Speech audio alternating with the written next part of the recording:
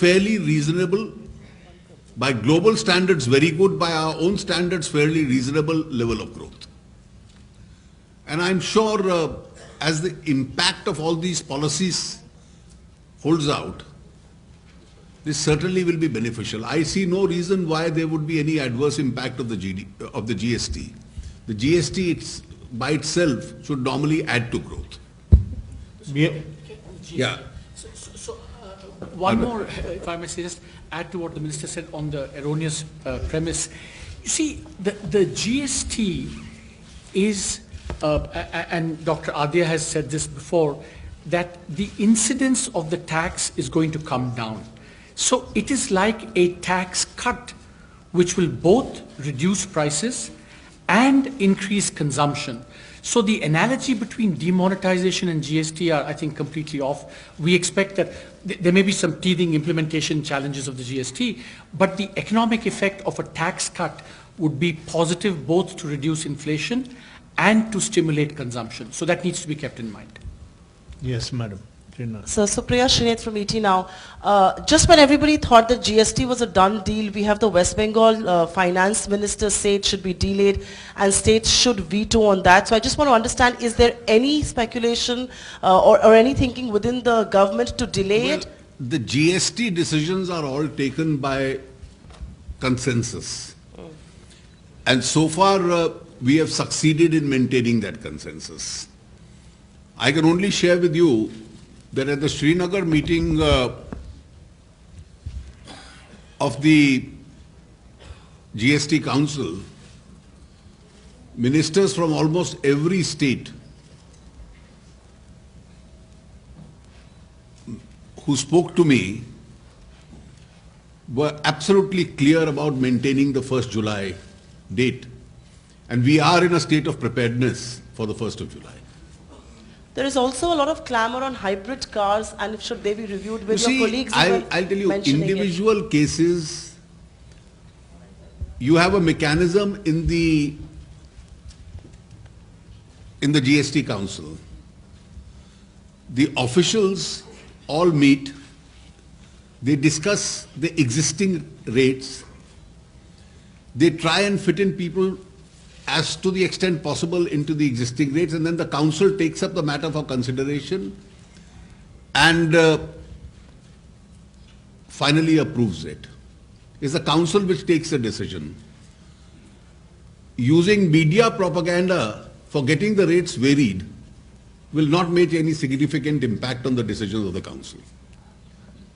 Sir मैं Lakshman CNBC आवाज से मेरा सवाल यह है कि पिछले 3 साल में सरकार ने विकास किया है, ये बात लोग मान रहे हैं, लेकिन इसे जॉबलेस ग्रोथ का नाम दिया जा रहा है, ये आरोप कितना सही है? देखिए, ये कई बार कुछ लोगों को प्रचार सामग्री भी चाहिए होती है।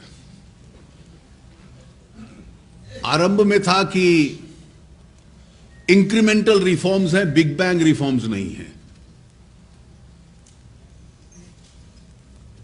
जीएसटी के बाद और डिमोनेटाइजेशन के बाद जब उस तर्क में कोई दम नहीं बचा, तो मैं पिछले कुछ दिनों से ये देख रहा हूं कि जॉबलेस ग्रोथ है। अब जॉब्स इकोनॉमिक स्ट्रक्चर के बाहर क्रिएट नहीं होते। अगर आपकी अर्थव्यवस्था बढ़ती है तो स्वाभाविक है फॉर्मल सेक्टर में भी होंगे, और इस देश में तो इनफॉर्मल सेक्टर में और बहुत तेजी से होते हैं, क्योंकि किसी के पास उसका इनफॉर्मल सेक्टर ग्रोथ का इतना डेटा ऑथेंटिक नहीं होता, तो इसलिए ये शब्दावली का प्रयोग आरंभ हो जाता है। सर मेरे 2 सवाल हैं सर।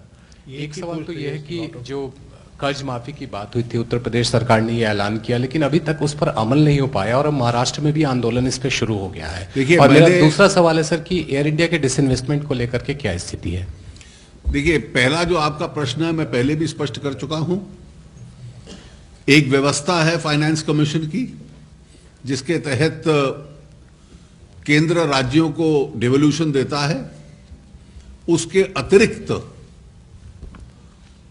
कोई लूज सरप्लस साधन केंद्र के पास नहीं होता जो किसी राज्य को दे पाए। जो राज्य इस प्रकार की नीति का अमल करना चाहते हैं उन्हें अपने साधनों में से करना पड़ेगा। जहां तक एयर इंडिया का प्रश्न है, कुछ दिन पहले मैंने इस पे ऑलरेडी टिप्पणी की थी और नीति आयोग ने अपना सुझाव सिविल एविएशन मिनिस्ट्री को दिया है और अब सिविल एविएशन मिनिस्ट्री को उसको एक्सप्लोर करना पड़ेगा, जो सारी संभावनाएं हैं कि किस प्रकार से उसके डाइवेस्टमेंट का प्रयास किया और या उसके प्राइवेटाइजेशन का प्रयास किया जा सकता है। नहीं, मुझे लगता है this civil aviation ministry will now decide that mechanism. Just to add, I think what the minister said about the states, they have to do it within their own means, what he said. Minister has also said that that is subject to the state-specific FRL limits. So they can spend what they want, subject to the FRL limits, as the minister has clarified earlier, which is about 3% of GDP. Yes, ma'am.